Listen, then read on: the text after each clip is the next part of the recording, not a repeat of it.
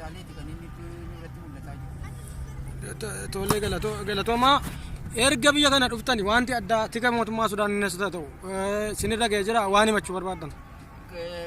Yeroo dheeraadha waan ta'eef kam tarreessinee kan dhiibnaa eenyurra ga'ee eenyuun dhiise jennaa kanaafuu isa akka irra darbinee har'a maal keessa jirra maal barbaacha addana dhufnee tan gaarii ta'a. Tolee inni biraan biyya keessanitti biyya dhalattan Oromiyaatti deebi'uuf fedhii qabdu. Fedhii hin qabna garuu haalli siyaasa biyyicha keessa jiru nu deebisuu hin danda'u kanaafuu nuti yeroo ammaatti kan biyyatti galuu dhiisii as keessatti yaaddaa jiru. Yoo deebitan sodaa qabdu Oromiyaarraa. Sodaa asittuu sodaachaa irratti dhiisi. Tolee galatooma isinillee maqaa keessanii fi eessarraa akka dhuftanii maaliif akkas jirtanii gabaabsaatii ergaa keessan dabarfadhaa. Ani baqataa 1992 biyya Sudaan keessa seenee kanan ture addana tureedha jechuudha. Maqaa keessanillee. Maqaa guutuu nana Ibraahim Olaanaan jedhama. Gaariidha. Waggaa meeqa biyya kana keessa jiraattan? Waggaa yoo xiqqaate waggaa 27 akka jiraachaa jira baqattummaadhaan. Tole waraqaa UNHCR seera qabeessaanii gaaddisa UNHCR jalatti galmooftanii jirtu? Karaa hundumaayyuu UNHCR jalatti galmaa'ee hundumaanuu seera guuteen taa'aa jira. Gargaarsi isaan isinii godhan immoo akkam haalli qabiinsa mirga dhala namaa biyya Sudaan keessa jiru mooraa keessattis ta'e asittis haala akkamii keessa jirtu kanallee kaasaa? Biyya kana keessatti rakkoon guddaatu jajjabaatu nurra ga'aa jira.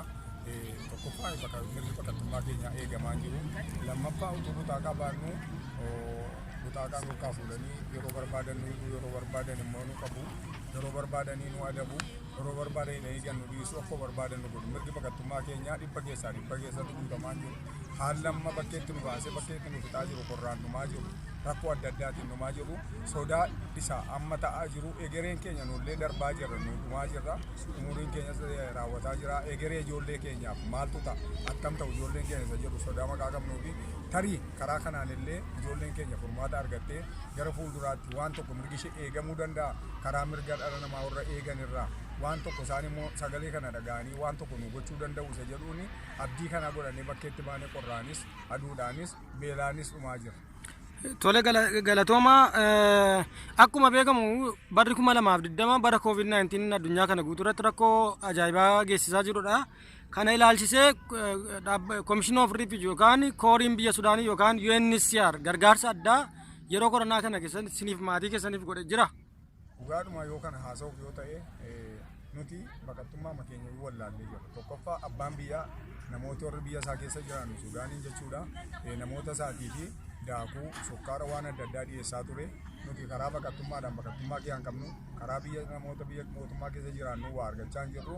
Akkuma kanatti muka jalaa cabbitaanee taa'aa jirra. Inni kun baay'ee nu sodaachisee rakkinni keenya iyyuu rakkina dhukkuba koronaa caalee nutti mul'ataa jira. Rakkinni nu qabnu iyyuu rakkina koronaa oliiti. Har'a maatiin kun guyyaa 3 ji'a 4 mana keessatti hidhamnee taa'aa jirra. Maal nyaatu maal dhugu kiraay manaa maal kaffaltu kan nuun jedhu hin jiru. Inni kun yaaddoo ulfaataa keessa nu gatee har'a kun uummarraa ga'inyaa jirra. Isa boriif immoo waaqa biraa eeggataa jira. Tole galatooma biyya kana keessatti yeroo mirga keessaniif falmattan kanarratti tika biyya kanaatiin rakkoo addaan sinirra ga'ee jira. Kanallee gabaabsa kaasa.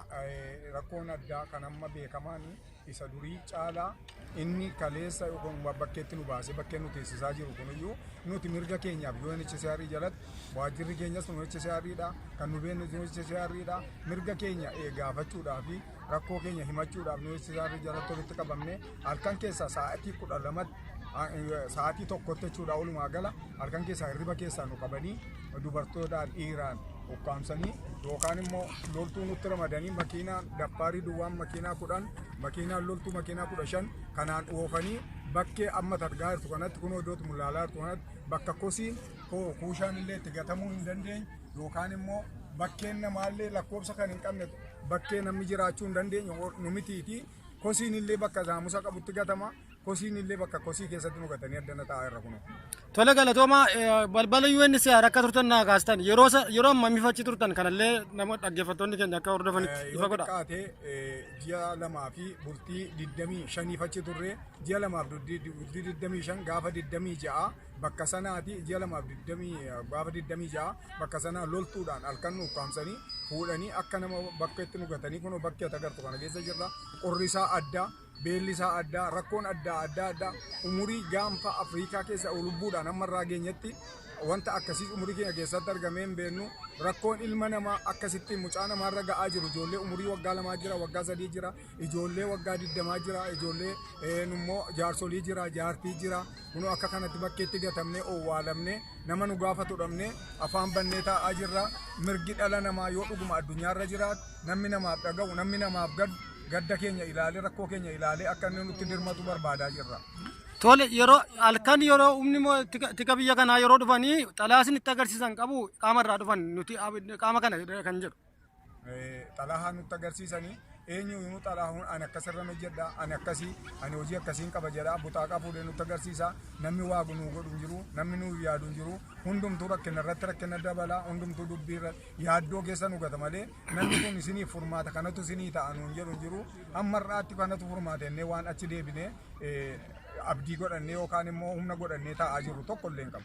Tole galatoomaa dhumarratti gabaabsaati amma maal akka barbaaddan gaafiin keessan ni bu'uura lafa kana teessaniif maal akka ta'e kana duwwaa ergaa keessan dabarsa. Gaaffii bu'uuraa ani qabu yookaan immoo nuti qabnu akka Oromootti yookaan akka saba tokkootti biyya hin qabnu biyyatti galuu hin qabnu. Biyya keessa jirru immoo ammayyuu kun osuma targaartu osuma dubbataa jiru isa xumura isaatii fuudhanii kosii irratti nu gatan. Addunyaan biyya kana laalaa jiru nuti gaaffiin keenya gaaffii biyya sadaffooti. Biyyi dhaguu kana argaa jiru inni rakkoo keenya argaa jiru. Orri mirga dhala namaa eegan Oromoo kan ta'e alar jiru hundumtu Oromoof kan gaddu Oromoof kan yaadu rakkoo keenya ilaalee biyya danda'utti akka nuuf fi'iyatu bakka laalutti akka nu iyyatee rakkoo keenya kana keessaa nu miti nullee umuriin keenya darbeera umuriin keenya walakkaarra darbee har'aa borii keenya hin beeknu guyyaa du'a daa'ima dhalattee nu jalqa jirtu akka isheen carraa gaarii argattu akka isheen nama ta'uu dandeessu barachuu akka dandeessu bor namummaa ishee yookaan immoo oromummaa ishee illee akka isheen falmachuu dandeessu addunyaan akka itti dirmatu inni dhaga'u gurra isaan inni dhaga'u hundumtuu akka nu dirmatu kanan dabarfachuu barbaade. Tole galatooma ulfaadhaa ergaa keessan uummata Oromoo bal'aa biraan nan ga'a.